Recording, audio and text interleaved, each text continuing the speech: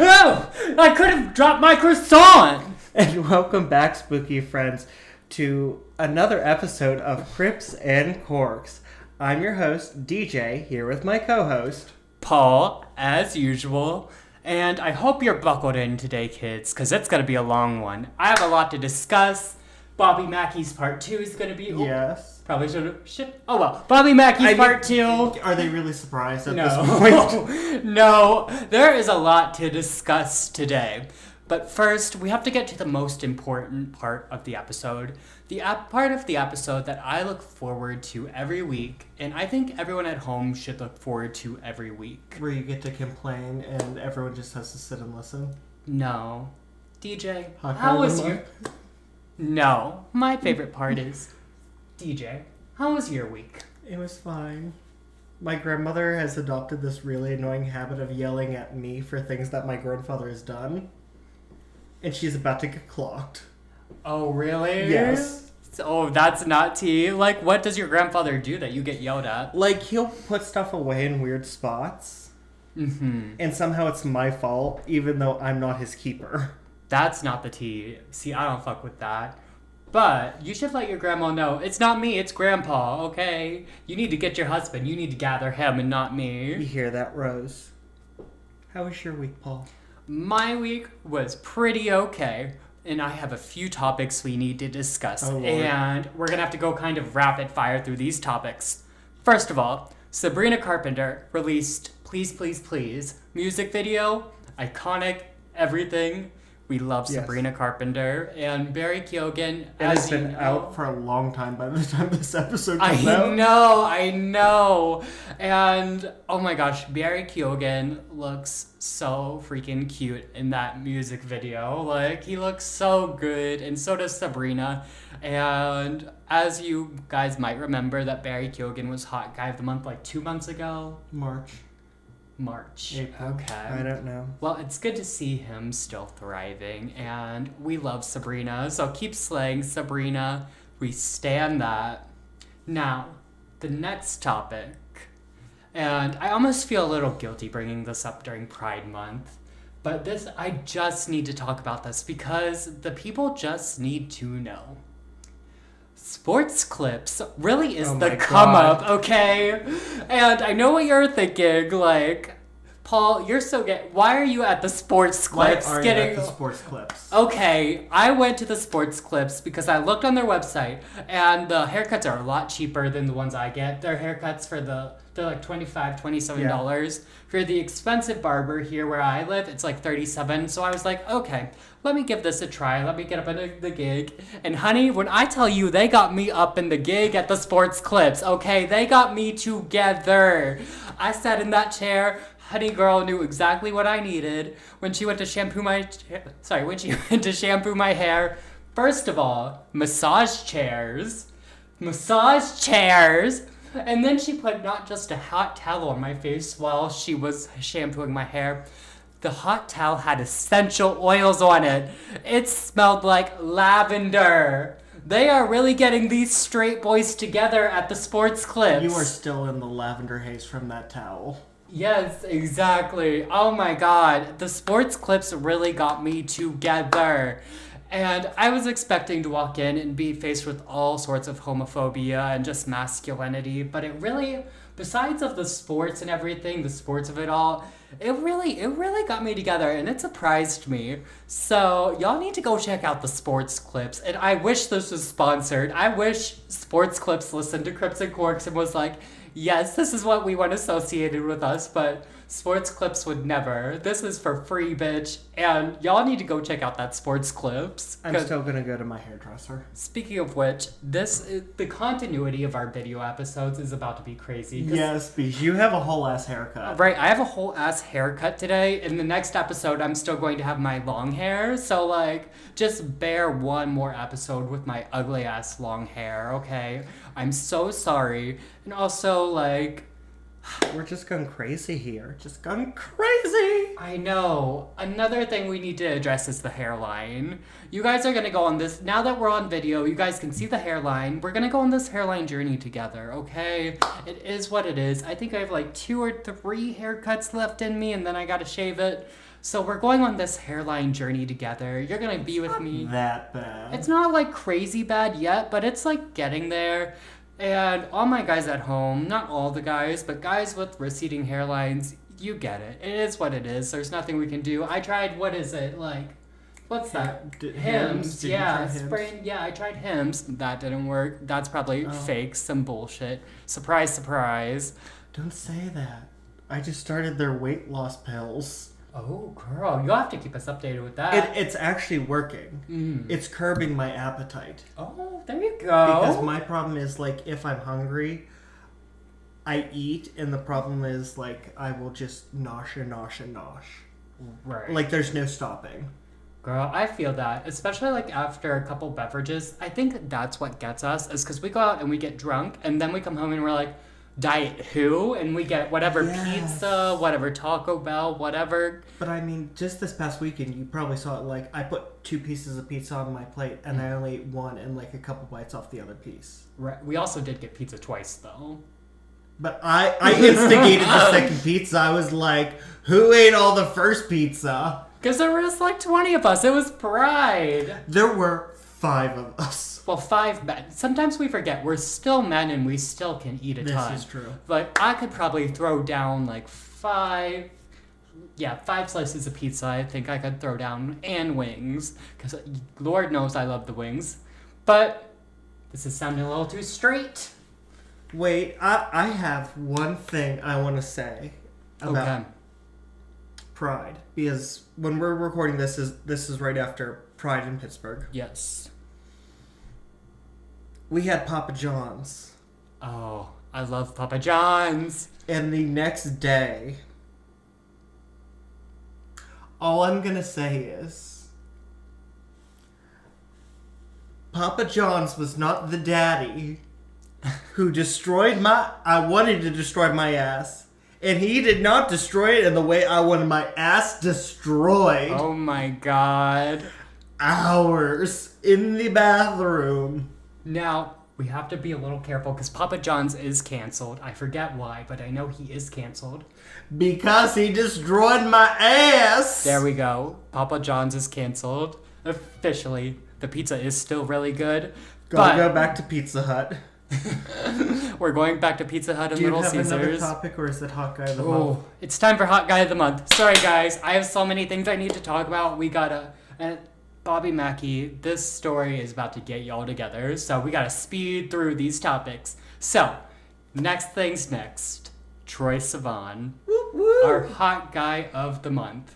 We're starting to get clips from his shows now. I know! He looks so good in the shows, and if you're on TikTok and you've seen that one part of the show where he is kneeling down and the guy is holding the microphone where his wee is. Exactly. And Troy is looking up at him with the just like cutest little like puppy dog eyes. Oh my god. If you call that I cute, am going to die. That's not cute. He's seducing me. I can feel myself be seducted. That was it's seductive, but also so cutesy the way he looks up at that guy on that concert while he's holding that microphone.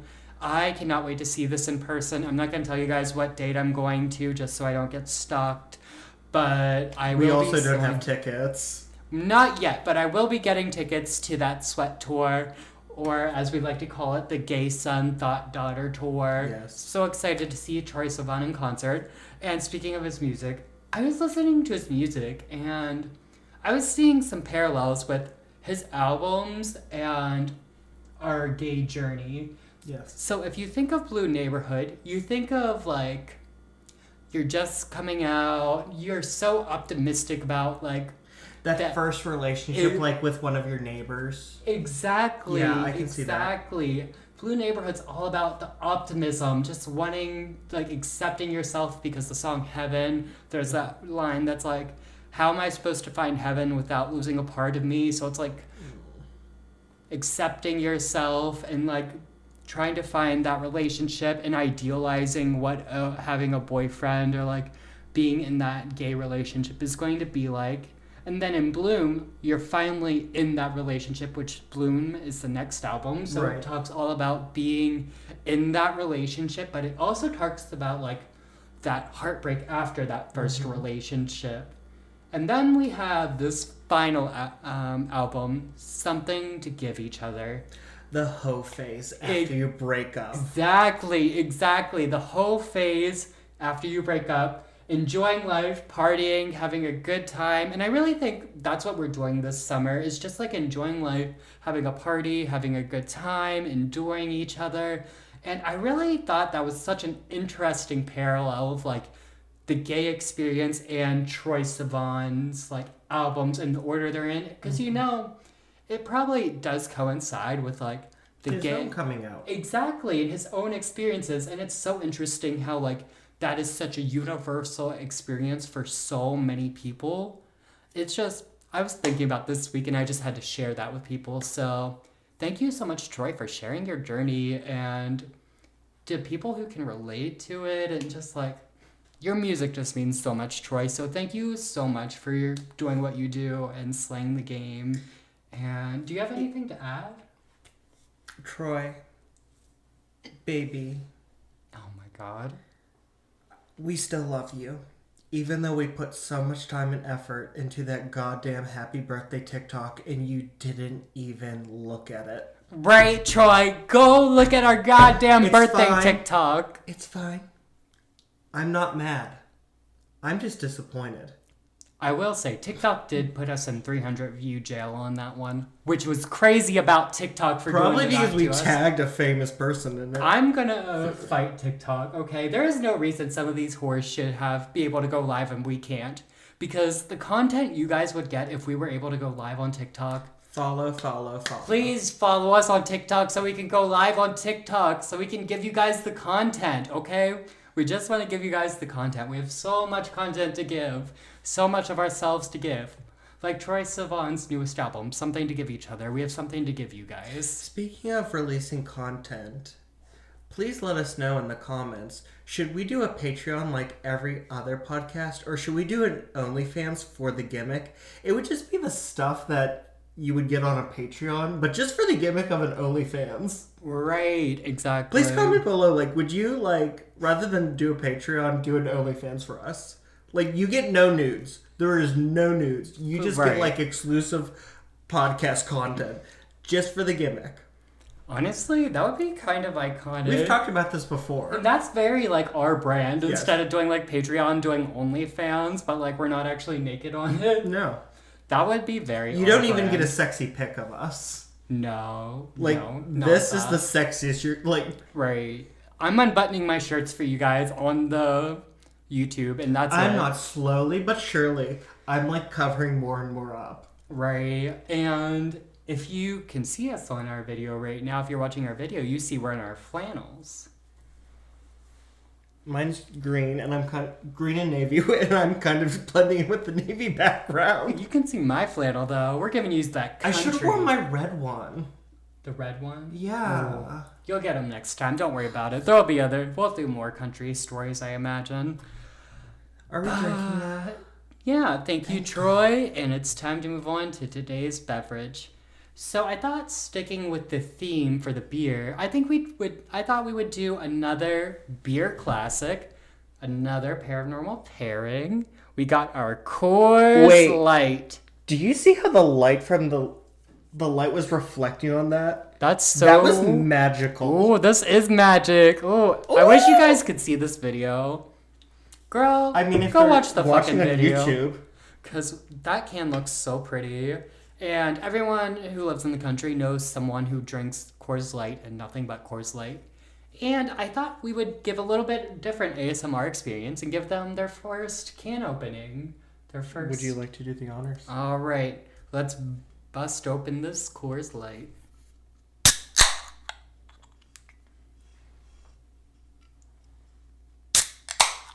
Ooh. That was a good crack. Cheers. Cheers.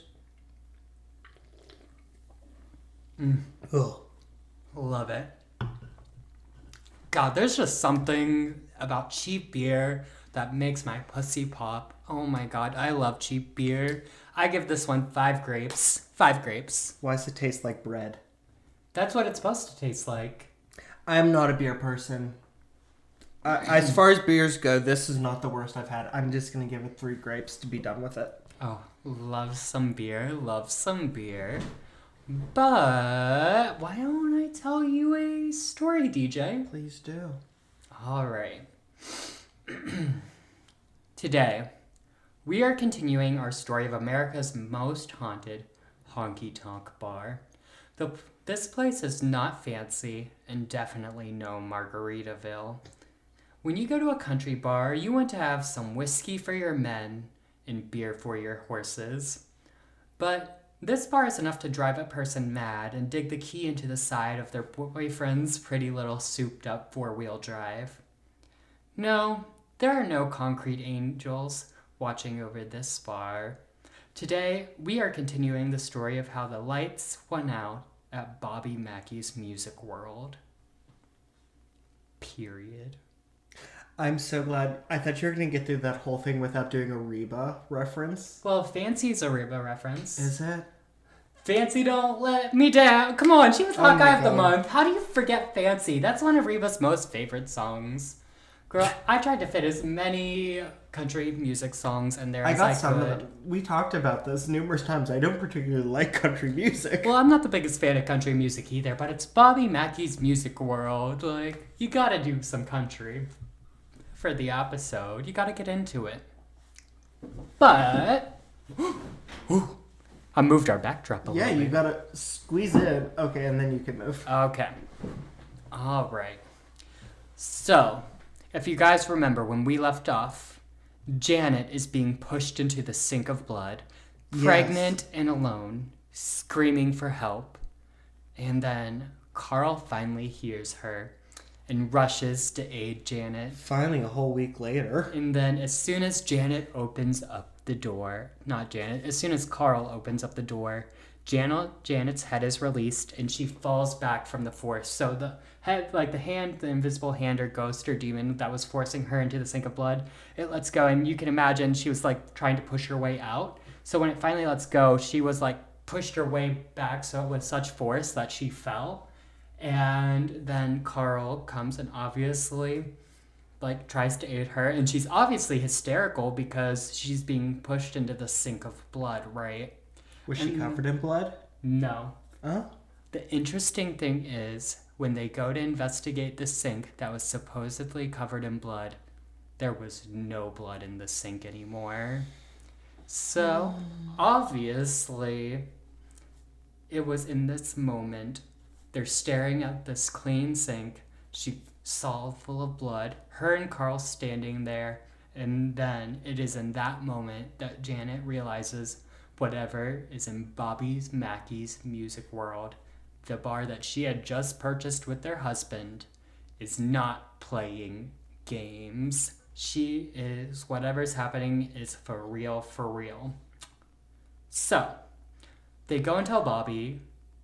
Go ahead. I have a I don't want to like throw accusations around. Yeah. Do Janet and Carl have an affair? Not that I'm aware of. Just because I we're didn't. talking a lot about like Janet and Carl shared experiences, and it seems like the horror movie where it's the kind of setup like where Oh, where they fall in love? like the final girl falls in love with the best friend. No, that's not this. Okay. That's not this story. They're not falling in love. I'm not throwing around accusations. Don't I was worry. just like, it's the writer in me. No, I get that. That would be a pretty good story. It would make for a good movie, but that ain't this story, okay? So they go and they tell Bobby, and of course Bobby does not believe them. And God damn it, Bobby. honestly, Bobby just thought she was going crazy, and it was those good old female hysterics. And Canceled. Canceled. Cancel. For real. For Bobby real. Mackey's. No. And you know what? He even yelled at Carl and told Carl to stop filling his wife's head with these crazy ghost stories. And just like blaming it, like, it's all in you guys' head. This shit isn't really happening. But, like, it's freaking happening. But Bobby doesn't believe them. So, Bobby a little bit about Bobby. He never really believed in the paranormal, and his only concern at this moment in time was opening the bar. There was a lot riding on opening this bar, getting it open so he could start turning a profit, start performing his country music again. Like, there was a lot riding on this bar, so he was ignoring all this paranormal stuff, telling them they're crazy, all this stuff, just so he could get this bar opening. But there'd be a few more challenges to get this bar open. Just a week or two after this conversation and what happened with Janet, a police officer was making his usual patrol, which went by Bobby Mackey's. The officer ended up seeing the door to the club open with a figure standing inside it. Now, the figure disappeared inside, and the officer had thought someone had broken into the club. So the officer called for backup, and when another officer arrived, they both went into the club. Him and an officer go into the club. So they get inside, they start looking around, then all of a sudden, loud jazz music starts playing from behind the stage. Not the jazz. I know, they hit him with the jazz. Sometimes you gotta hit him with the jazz, though, you know what I'm saying? Do up, do up, do up, do up. I didn't know you were into scat. Nah, don't say that. Oh my gosh. But another interesting thing about this is the officers said they also heard talking and laughing behind the stage. So they go and obviously they rush behind the stage, and as soon as they get behind the stage, it stops. Empty? Yep. Ugh. And the music just stops. And they get back there and the music stops, then all of a sudden they hear the door close. The front door slams shut. The ick is real. I know, sorry. I didn't mean to startle I've you got like the that. ick, Paul. So they're backstage investigating. The music goes out, and then the front door slams. And obviously, they rush to find who slammed the front door, and they investigate. And there's no one outside or inside the club, right? And is the front door locked? The front door locked? Is it? No. Okay. No, they go inside. They come out. Because sometimes they do, ghosts will do that. Oh no. Okay. No, they were able to get out, back in, investigate. They weren't able to find anything. And then, just a week later, the same officer found himself at the club again, but this time for a car crash. A lady had lost control of her car and hit a lamp pole in Bobby Mackey's parking lot. Now, unfortunately, that lady did pass away. Oh. So he was the first one on the scene, so he was looking for something to cover up the body. She was an innocent victim. Yeah, I'm not sure. I don't know much about the details of the car crash, just that she lost control of the car and died. So he's needed something to cover up the body, right? So it's just not out there and exposed. Oh, Lord. And then Arnar. he feels a tap on the back of his shoulder. Oh! And there's a lady standing behind him, and she hands him a tablecloth to cover up the body. The tablecloth that had come to the bar. Please tell me it's Janet. Please tell me it's Janet. Please tell me it's Janet. Well, we'll see, because the lady hands him the tablecloth and he turns around and just sees her walk back into the bar and close the door. So after everything, the crash scene is cleared and everything, the officer goes to thank the lady who gave him the tablecloth inside the bar. And he knocks and knocks, and there's no sign of any life in the bar, right? No one comes to the door, there's no lights on, and the officer's like, okay, that's weird, whatever, and just goes about the rest of his evening. And then the next day he calls Bobby and to tell him everything that had happened, because this car crash had just happened in his parking lot, so obviously he has to give him the rundown, the lowdown of what happened. And he tells Bobby to thank the woman who gave him the tablecloth. And then Bobby proceeds to tell him that no one was there at the club at the time, he hadn't hired any staff besides Carl, and that him and his wife were still asleep in his bed when this occurred. So they have no clue who this lady was who handed the officer that tablecloth. And after all this, hearing something from the police officer, something weird, Bobby's still not believing. He's not believing anything. He's not believing a word he says. Anyone says. I know this is a long episode. I just want to interject for a second. I kind of almost believe, like, testimony from police officers who are called to the scene more, because they're not allowed to make that shit up. Right, that's legal things. You can't... And here's the thing. If they do, like, I mean, the police in America is, like, we know. Right. Like, there's a lot of messy. things that could be messy. amended to make it better than it is. Exactly. But I mean, one thing, like, I know probably in every single municipality, city, whatever in the United States, if an officer came back and said to their chief, I saw a ghost, Right. the chief's gonna be, pack your locker and go home. Like, you gotta go on med leave. Right. And you're right, it is like legal stuff too. Like, police records are legal documents. Oh my god, yeah. So they can't be making this stuff up. Like, he's not making up that this woman gave him this tablecloth. And, like, he didn't even think it was a ghost until the next day when he told Bobby to thank the woman. And Bobby's like, there is no woman. Yeah. Like, And speaking of them being public records, they are public. And eventually, your nosy-ass children are going to find your arrest records online. I found my parents. Your kids are going to find yours. I don't even know what to say to that. I can't. You never... Oh, is that weird? I think we're living two very different... But maybe I should look that up. You heard it, you heard it here first, Mom and Dad. I'm looking up your police records. It's going down after this, okay? So I hope y'all had a clean past, because we're digging up the truth. I started drama. Drama, Mom. So, back to Bobby Mackey.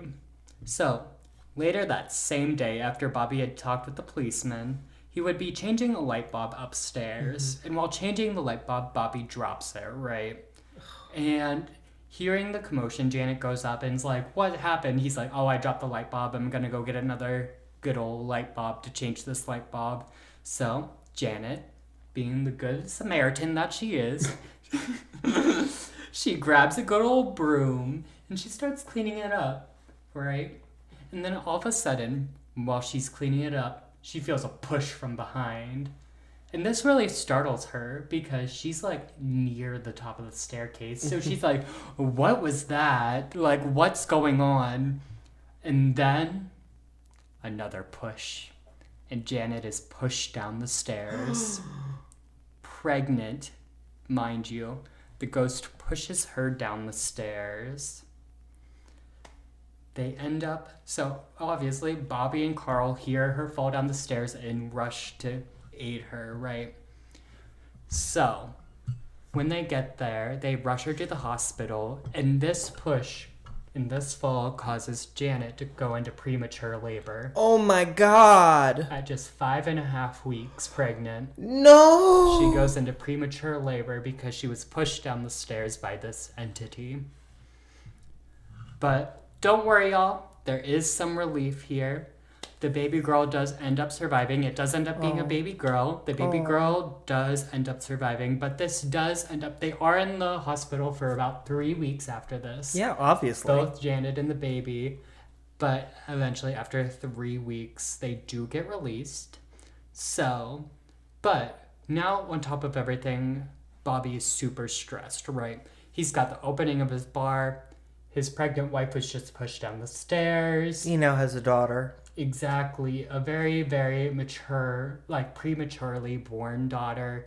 And it's just a very stressful time on top of everything. So, fast forward a little bit. He makes it to opening night, probably the most important night for a bar. This bar, night for any bar, can like make or break you. Yeah, absolutely. So, Bobby is just a huge ball of stress right now. He's stressed. He's on edge. Like, all this shit's going on. He doesn't know what to do. It's opening night. So he opens the bar. Everything's going pretty cool. Everything's like going right. And then Bobby's doing something around the bar. And he hears one of the patrons talk about ghosts. And this sets him off. This is like the last straw for Bobby. He goes For Barbie. Barbie? Yeah, I got Barbie on the mind, sorry. I'm just Ken. Na, na, na, na, Oh na, my na. god. Get into that, honestly. Barbie. Jesus. So Bobby just gets sent over the edge. And he goes right up to Carl and he's like, you better not be telling any patrons about any of this ghost bullshit. This place is to be known as nothing other than a country music place. We don't want to be attracting wrong customers. And if you keep talking about the paranormal stuff to our patrons, you're fired. And this is done. And so...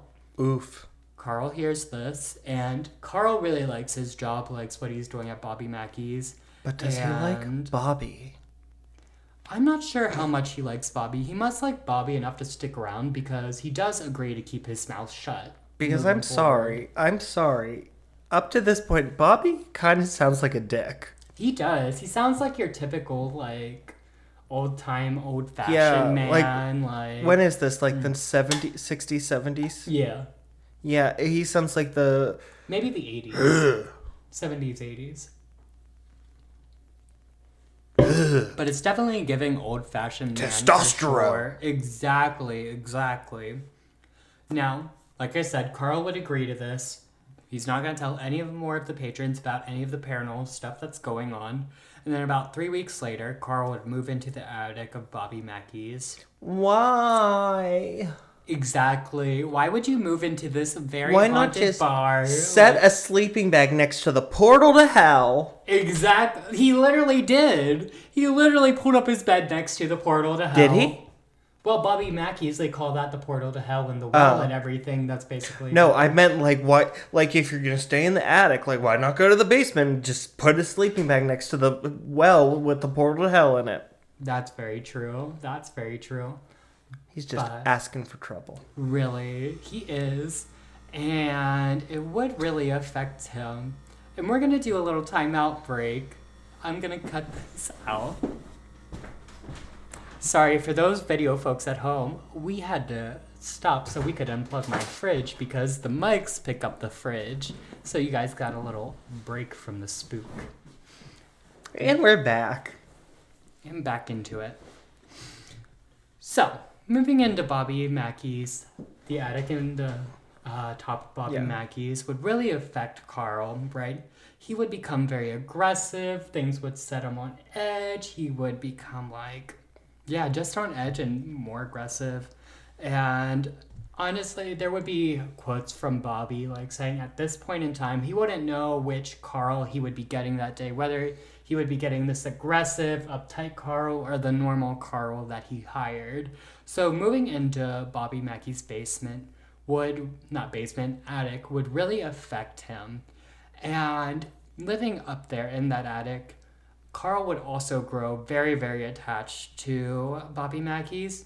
And Carl would start to describe himself more as a caretaker, someone who takes care of the building rather than just the handyman, because he would grow very attached to the building and say he was there and he was meant to care for the building, just like take care of it like it's kid or like a family member or something. Ham.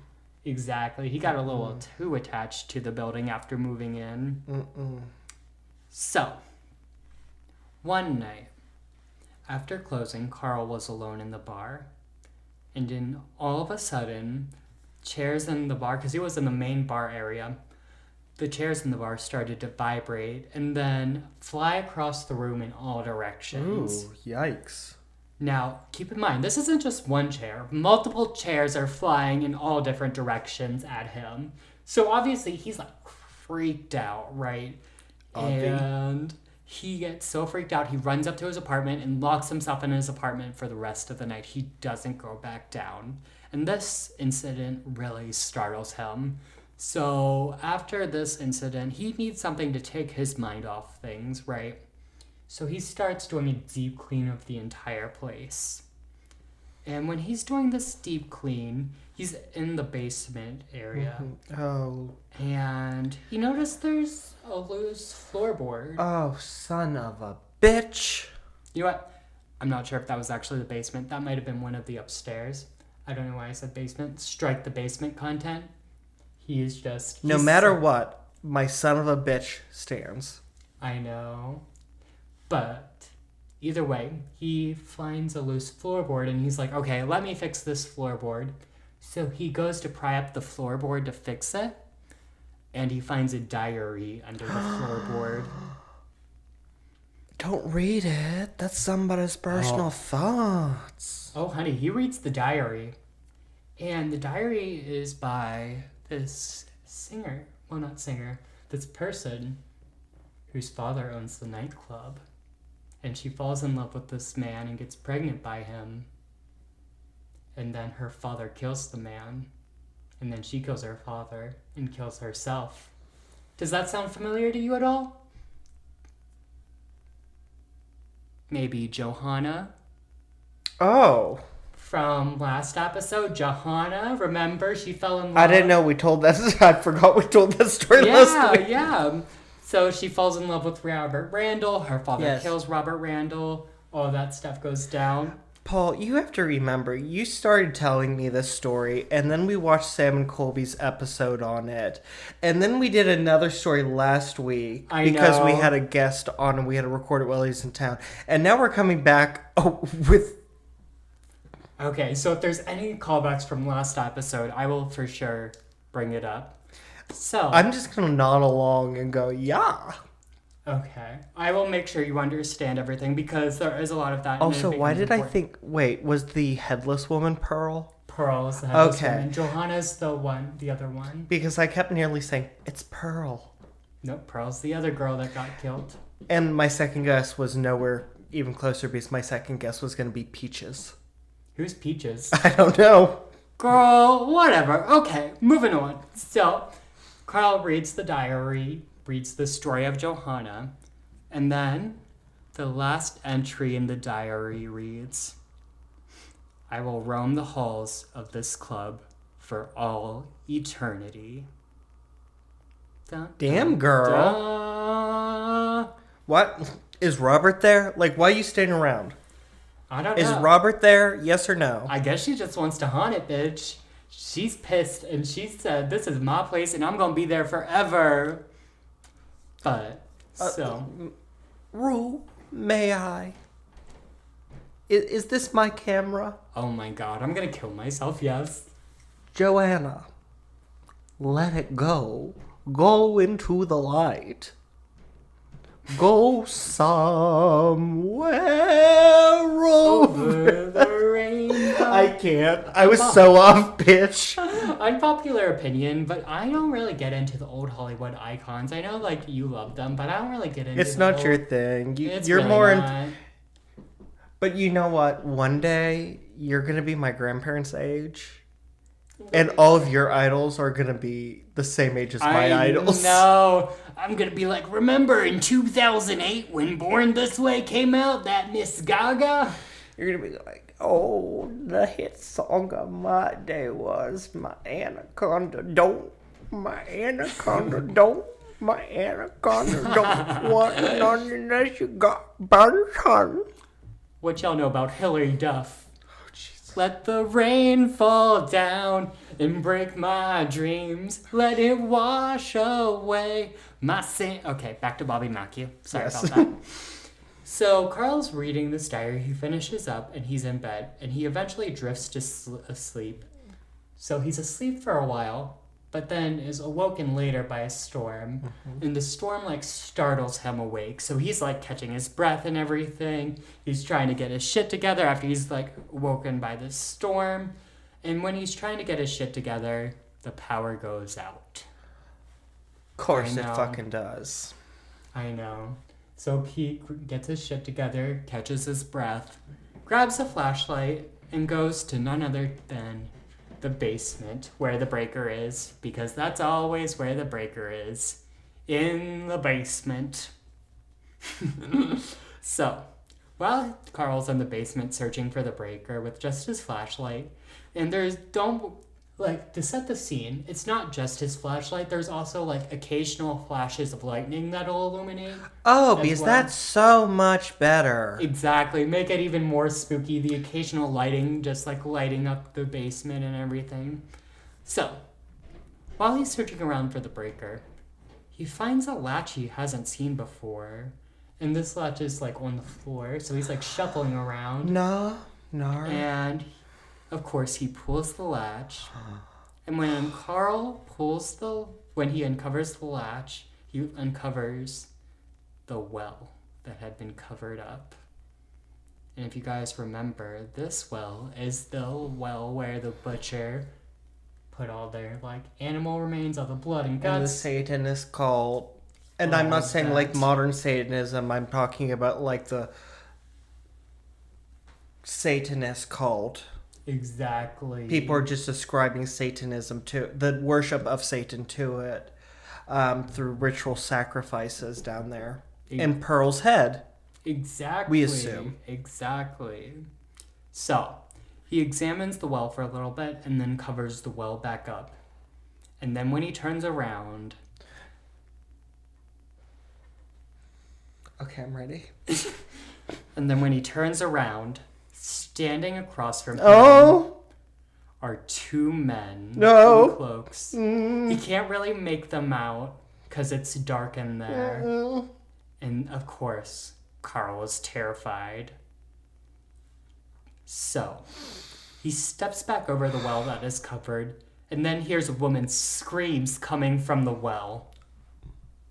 Then he hears the footsteps of the men coming towards him, and then a presence overtakes him, and he is unconscious.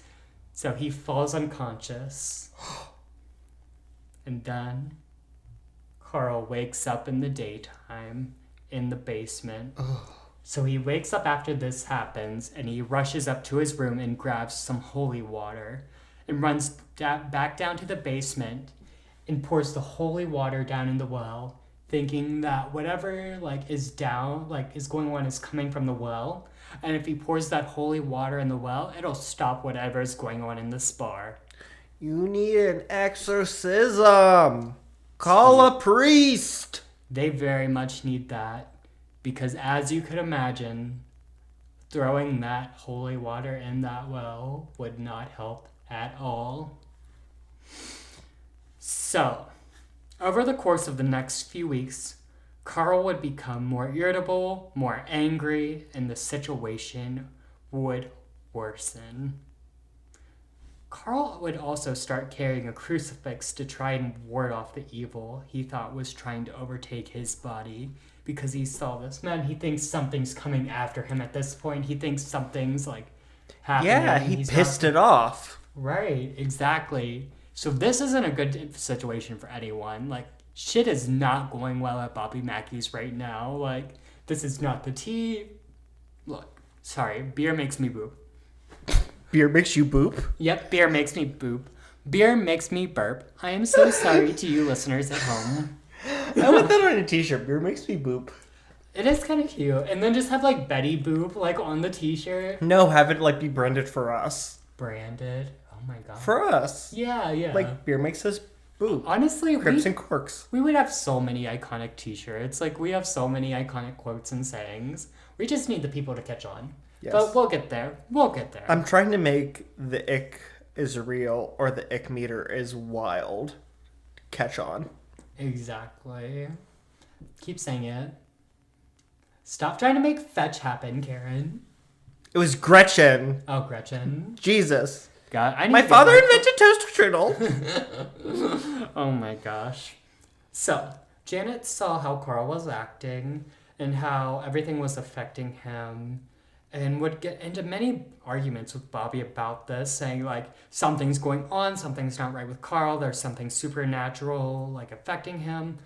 But in true Bobby fashion, he's still not believing any of this, nothing that's going on. He thinks they're both crazy, and he has more important things to worry about. He's not concerned at all about any of this, which is crazy about him.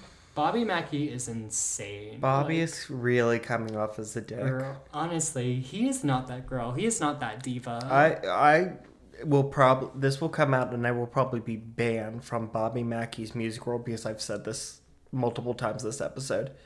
Well... But he's coming off like a dick. He really is. I completely agree. If I was in his shoes, I would have done things so much differently. But also at the same time, it's lending a little bit of credibility to the stories that he's fighting so hard against it. Right. Where rather than like leaning into it kind of like the Lutzes of Amityville.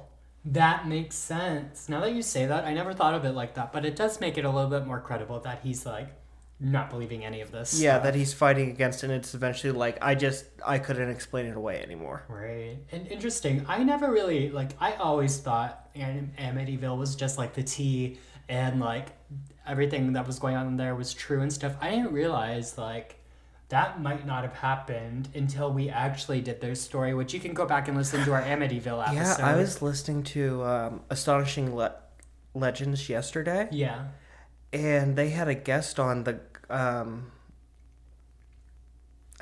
Robert. I can't remember his last name. He wrote the movie of the Mothman Prophecies, and they were interviewing him, like just having like a discussion. Yeah. And he said categorically, Amityville was a hoax. Just like so matter of fact, and I was like, whoa. That's crazy. I was like, whoa. Yeah, I never thought it would be a hoax either until like I knew what was really going on with the TV. I'm not saying it's not a hoax, but I am saying I've kind of formed a theory where it might not be a hoax. Which was when we discussed like how they had all of the DeFeo's furniture in the house, and maybe the fact that they had the furniture in the same house where the murders happened, that could have. I think we did talk about that a little bit. Yeah. But for now. Bobby Mackey's. Back to Bobby Mackey. If you want to know more about Amityville, go out and listen to our Amityville episode. I think it's episode like 2 or 3. 2. Episode 2. So, moving forward a little bit. Later, in an attempt to increase business, Bobby would recruit his journalist friend Doug to help him shoot a commercial for the place and maybe even and maybe even get an article written about Bobby Mackey's. Drum up a little more business, get a little hype out there, get the crowd excited. Is this commercial on YouTube? I am not sure. We could look it up, though. We should, because I just have a feeling that it is so unhinged. It probably is so unhinged and probably, like, so cheesy. It's probably, like, the worst acting you've ever seen. It's probably like, hi, guys. I'm Bobby Mackey. Hi, gay. Happy Pride Month. We're sashaying away with deals. So come down to Old Navy. Exactly. So he recruits Doug, right? So, after the shoot, Bobby would confide in the Doug. I can't talk at all today, guys. I'm so sorry. We'll get it right. So he's confiding in Doug about everything that's going on, and that he just wished Carl and Janet would stop talking about ghosts. And of course this intrigues Doug because he's a reporter, he's a writer, he wants to get to the bottom of the story. And also, Bobby would also tell him that he was scared that the ghosts would scare off clients if like the stories of these ghosts got out and everything. So of course he's gonna ask Doug not to write a story about this and everything. But Doug's still intrigued, so he asked Bobby if he could talk to Carl and Janet about this. Okay, so is Bobby believing in the ghost now, or does he still think Carl and Janet are crazy? He still thinks they're crazy. Okay. And he thinks, like, if these stories about these ghosts gets out... he's going to be ruined. Yeah, it's not going to be known about country music anymore, which is the main thing Bobby's worried about, is this bar being known for country music. He's worried, like, about this getting out, and he just wishes it all would stop. Hey. So... The inside kind of looks like a Texas Roadhouse, and I'm convinced that most Texas Roadhouses are haunted by the ghost of those poor deers and armadillos they have all over the place. I wouldn't doubt it. And I am unanimous in that. They do got some good rolls, though. God, yes. Get up into those Texas Roadhouse rolls.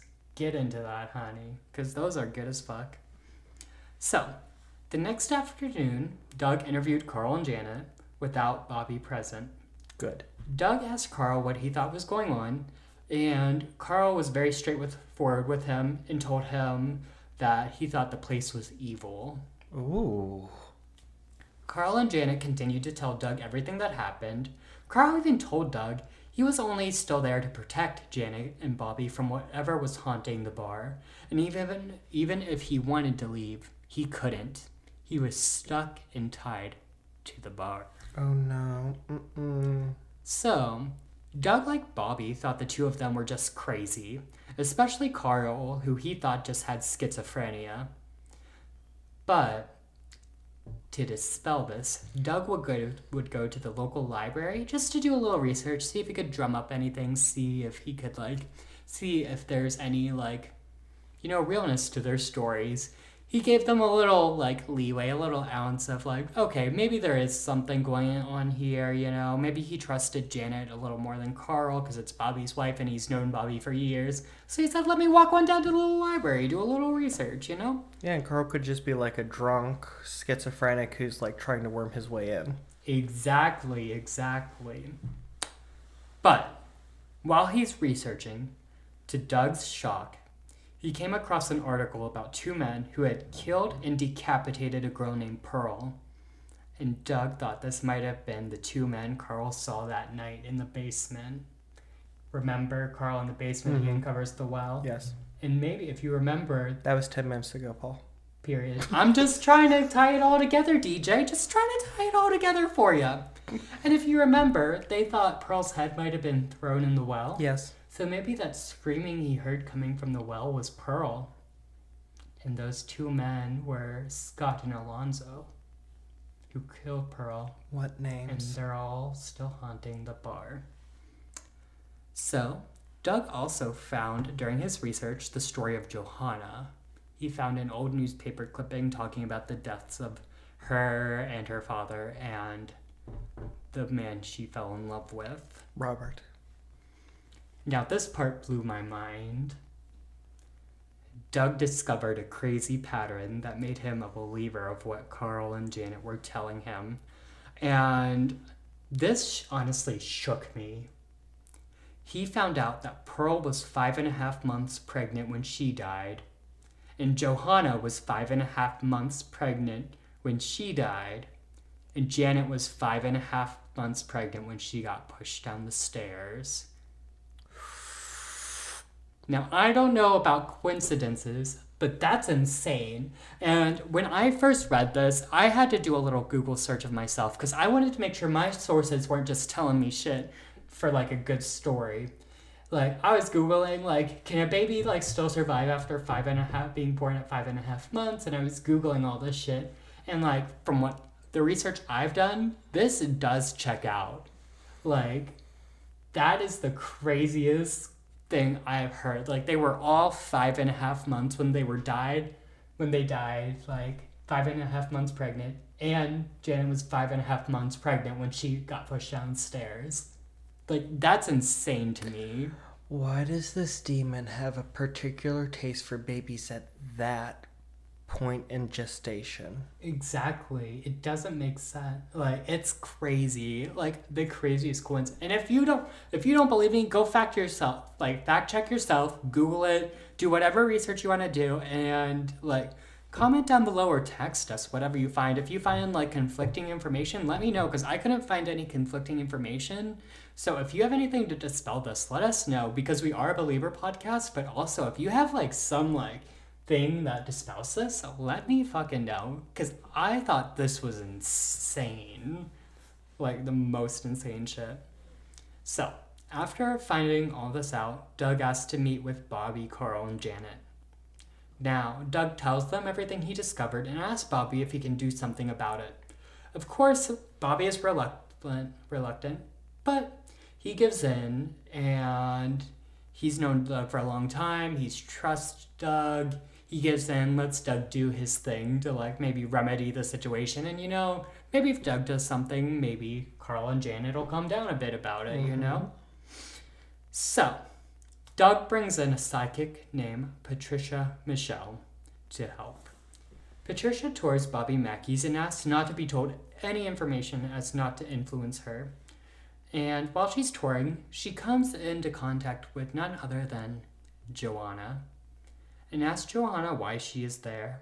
And then Johanna simply tells her that she has chosen to stay there and nothing else. Checks out with the diary. Yes, exactly. So she tours the rest of the place, encounters a few more spirits. I guess none of the other encounters were that noteworthy because I couldn't find any more sources of like any other experience she encountered when she first went through.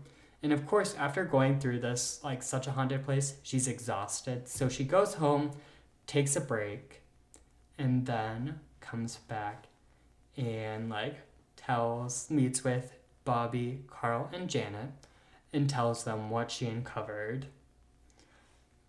Now she's telling them everything she saw, all the spirits she saw and everything. And while she is telling them what she saw, she sees two men standing behind Carl. And she starts trembling.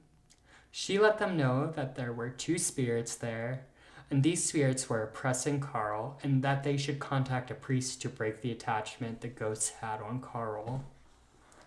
What did I fucking say? You know? Classic tale of possession. Pig. Classic possession. So, Doug does just this, and he contacts a minister to help Carl. Doug brings the minister to the club, and as soon as he steps foot in the club, he tells Doug that this is the most evil place he ever stepped foot in. And if Carl was truly experiencing what he said he was experiencing, he was most certainly possessed and needed help immediately. Was it a minister or was it a priest? Minister. I think from what I read, I'm pretty sure if I remember correctly, he was either Presbyterian or Pentecostal. You need a Catholic priest. You need a Catholic priest. You know, it's all branches of the same tree, but that's a story for another time. Anyways, go on. After a couple of... Lost my spot. So, he took Carl into the kitchen and started to pray over him. Now, when the minister started to pray over Carl, he began to grimace and contort. And when the preacher asked what his name was, Carl answered in a voice that was not his own.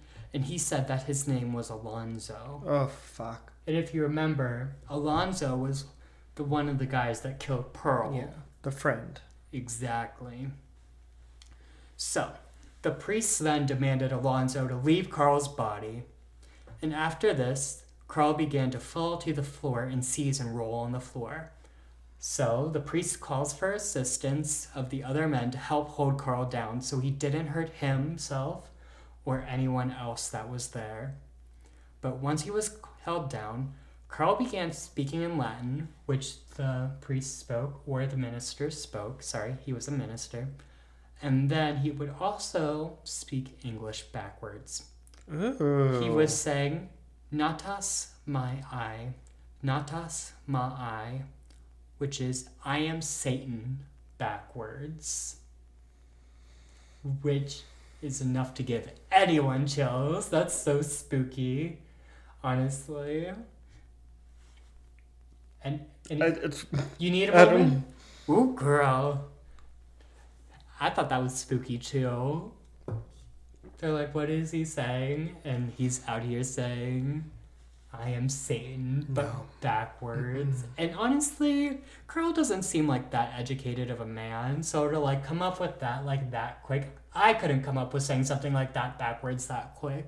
So yeah, and it's also... You're even speaking Latin? Like, that's crazy. Well, first of all, I am 99% sure that Carl has no education in Latin. Right, and exactly. And furthermore, I'm 99% sure that if he knows any Latin, he doesn't know enough of it to like be saying some of these very old archaic phrases. Exactly. And third of all, it is very usual in demonic possession cases for people to be speaking backwards. I know. Yeah, exactly. So classic possession. And it's just so, it does spook me a bit that like, we hear this story of Pearl and the same people in this story that killed Pearl and like were worshiping Satan are like the same people that are still there and like still haunting them and trying to possess Carl. Now, one thing I forgot to mention, this was my bad. So, also, when Patricia was, the psychic was touring the Bobby Mackeys, another common thing with the spirits that were there was that they were still sticking around because they didn't want to cross over, because they thought if they crossed over that they would be going to hell. They would go to what they would deem as hell other than heaven. So they were sticking at Bobby's so they didn't have to cross over to go into the afterlife that they thought might be hell for them. And that's another thing Patricia told them. That was my bad. I should have said that earlier. But that's another detail of what Patricia said. So, back to the exorcism. After a couple hours of praying, Carl screamed in what sounded like two men's voices put together. Ooh. And then in the room, everyone felt a cold rush of wind blow past them. Like, everyone felt this cold rush of wind blow past them. And then Carl passed out. And then when Carl awoke, he had no memory of what had happened. Now, keep in mind, this exorcism went on for a very long time. I know I condensed it just for sake of time, but keep in mind, this exorcism happened for like hours. Oof. So they were in this room doing this exorcism for hours, and then Carl finally passes out and wakes up and has no memory of this. So, after the exorcism, Carl would leave the club and say he no longer felt tethered to it. Janet as well would no longer want to be in the club either, so she would stay home and not visit the club. But Bobby would continue to run the club and claim to be a non-believer. During his running of the club, there would be an incident where a patron got hurt by one of the ghosts, and the patron would actually try to sue Bobby Mackey for the injuries. So now, to this day, there hangs a sign in the club that says they are not responsible for any harm brought to any patron by any of the ghosts in the club. I know we're a believer podcast, but first of all, I want to ask, how did the ghost hurt the patron? I don't have that detail. I'm sorry. So, I know we're a believer podcast, but I'm going to play devil's advocate for a second here. Okay. So, Bobby Mackey has the sign hanging up. Mm-hmm. So what's to stop? Like, somebody's sitting on a bar stool, the bar stool breaks under them, they fall, they hurt themselves. Mm-hmm. And for Bobby Mackey, the bartender, oh no, I saw a ghost pull the chair out from under you. Oh, that's tea. That they did open themselves up to a lot of legal stuff.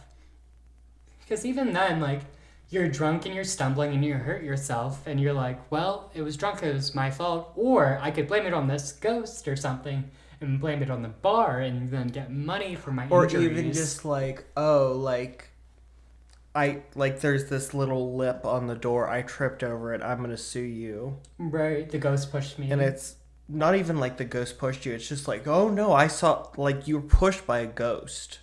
You didn't trip, you were pushed by a ghost. We're not liable. Oh, that's tea too. So it could be like Bobby Mackey protecting himself too. I didn't even think of that. I'm not saying that's true, but I'm just playing devil's advocate here. I did not think of that. That's some tea. I'm gonna have to think about that because honestly, it's kind of a smart way to protect yourself. Like, and as we know, Bobby Mackey's is a pretty old building, and it might be kind of run down too. So who's to say there isn't some things like that, like you said, a lip in the floor or something, where someone could hurt themselves super easy, and then Bobby's just protecting himself by saying like, oh, we're not responsible for that. That was just a ghost. Girl, that's tea. Food for thought. But Sorry that I had to like bring the mood down. I don't know. I think this place is haunted because... Oh, so do I. I just like, just the way that was phrased, I was like, So, My lawyer brain kicked in. tea. Well, to this day, Bobby Mackey's has attracted just about every ghost investigation crew out there, from Ghost Adventures to Sam and Colby. But so many people have been there and investigated, and I'm pretty sure, no, I'm not pretty sure, I know they do ghost tours there too. We'll have done ghost tours there, you know? And if you've seen any of, like, the investigations there, it's really enough to make anyone a believer. Well, except for Bobby Mackey. Still? Yeah, he's still claiming to be a non-believer. But unfortunately, the building is said to be demolished where Bobby Mackey's has stood, and they're moving Bobby Mackey's bar to another location. But there's... Temporarily. I'm not sure if it's temporary. On their website, they said that they're moving it to another location while they build at a new structure at the old location, and then moving back in. I saw conflicting things then, because I saw that, I think it's like a permanent thing. On their website, it says it's temporary. Pull up the website. I need to see this shit. Well, maybe I should pull up the website, because you just ruined my whole outro. God damn it, DJ. We're pulling up the website to get fact-checked. New temporary location. Temporary. Well, I'll go kill myself. Sorry about that. And it's only Friday and Saturday nights. Damn. It looks like a rec hall. You know what, guys? I had this whole good outro, and DJ fucked it. I'm sorry. It's fine. We need to fact check. We need the facts, because I thought, I told you this 2 weeks ago while we were watching Sam and Colby. I know, but I saw things on the internet that it might not be temporary and that they were demolishing the building. They are demolishing the building. I had this whole thing. But they are demolishing the building, but they're building a new building on the same site. Mm-hmm. Well, my outro was... They are demolishing Bitch, can I talk? My outro was... Today, the building that was Bobby Mackey's is being torn down, and Bobby is relocating his bar. But even with this building being torn down, I have a feeling we have not seen the last of the hauntings of the land where Bobby Mackey's music world resides. So I guess we haven't seen the last. No. I'm sorry. But, I didn't mean to yell. But also he is very open about he's keeping the well and the face wall. As he should. To put in the new building that they're building on the same site. And here's the thing, just because you tear down a building doesn't mean that the land isn't necessarily no longer haunted. Mm-hmm. That's what I said. Yep, that's what I said in my outro. Yes. Yes. So... And it's near water. It is near water. Because it's by the river, and it's near railroad tracks. There are theories that the water does add to the hauntings because water is a conductor of energy. So, Yes. being near the river, there are theories that the river does, make the hauntings, add energy to the hauntings and make it worse at Bobby Mackey's. And Bobby still doesn't believe it. Now... But I'm pretty sure it's on the website. I do have one or two pictures. So, let's get to our pictures slideshow. This is, for you video listeners, this is Carl Lawson. Good old Carl. Carl.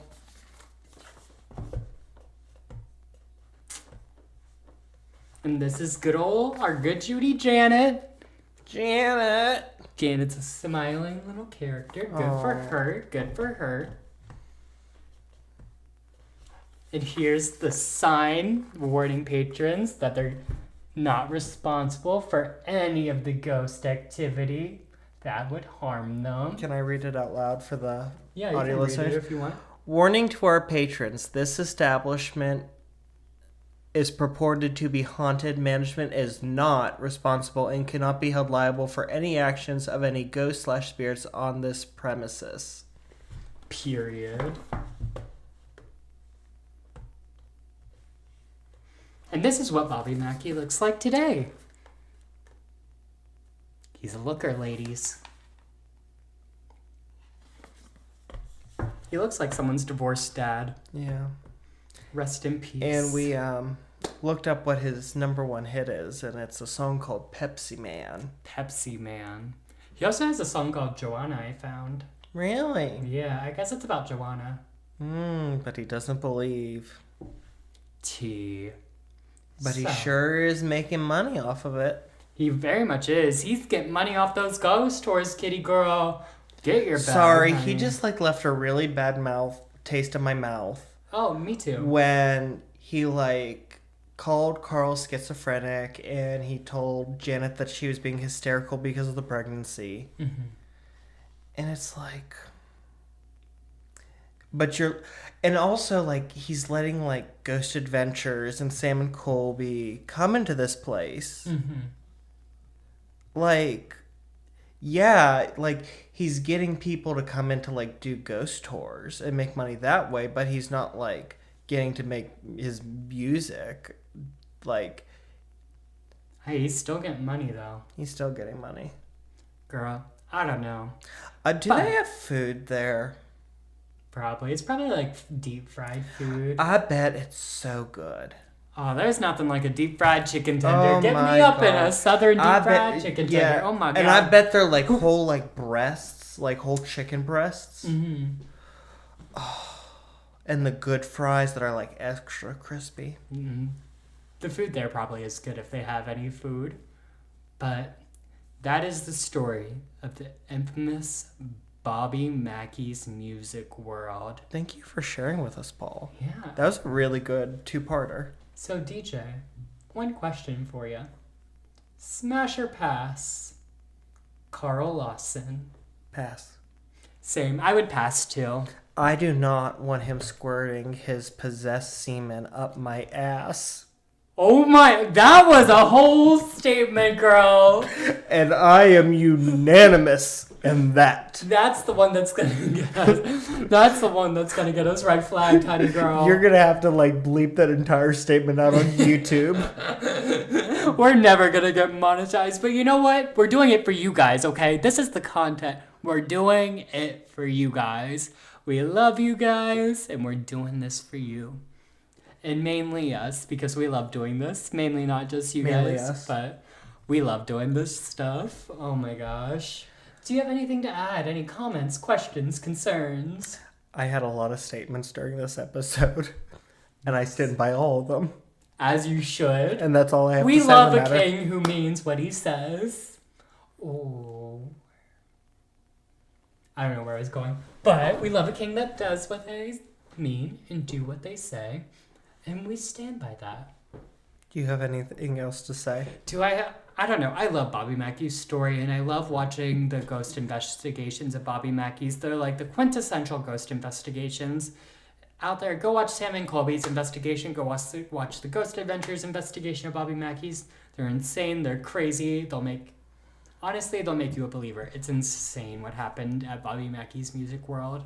And I love this story, and I hope one day we get to visit and do an investigation.